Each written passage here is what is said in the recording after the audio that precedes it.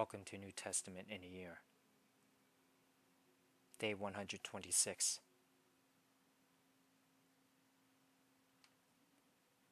Luke 23. Then the whole assembly rose and led him off to Pilate. And they began to accuse him, saying, "We have found this man subverting our nation. He opposes payment of taxes to Caesar and claims to be Messiah, a king." So Pilate asked Jesus, "Are you the king of the Jews?" "You have said so," Jesus replied. Then Pilate announced to the chief priests and the crowd, "I find no basis for a charge against this man." But they insisted, "He stirs up the people all over Judea by his teaching. He started in Galilee and has come all the way here." On hearing this, Pilate asked if the man was a Galilean.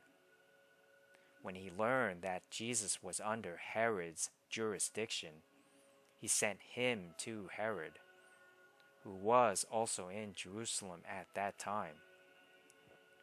When Herod saw Jesus, he was greatly pleased, because for a long time he had been wanting to see him. From what he had heard about him, he hoped to see him perform a sign of some sort. He plied him with many questions, but Jesus gave him no answer. The chief priests and the teachers of the law were standing there, vehemently accusing him. Then Herod and his soldiers ridiculed and mocked him.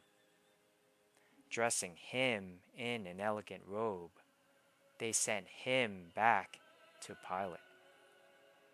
That day, Herod and Pilate became friends. Before this, they had been enemies. Pilate called together the chief priests, the rulers, and the people, and said to them, "You brought me this man as one who was inciting the people to rebellion. I have examined him in your presence and have found no basis for your charges against him. Neither has Herod, for he sent him back to us, as you can see.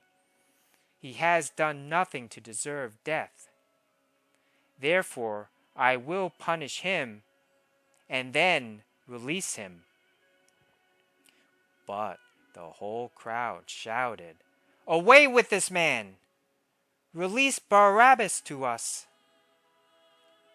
Barabbas had been thrown into prison for an insurrection in the city and for murder. Wanting to release Jesus, Pilate appealed to them again. But they kept shouting, "Crucify him! Crucify him!" For the third time, he spoke to them. "Why? What crime has this man committed? I have found in him no grounds for the death penalty. Therefore, I will have him punished and then release him." But with loud shouts, they insistently demanded that he be crucified. And their shouts prevailed. So Pilate decided to grant their demand. He released the man who had been thrown into prison for insurrection and murder, the one they asked for, and surrendered Jesus to their will.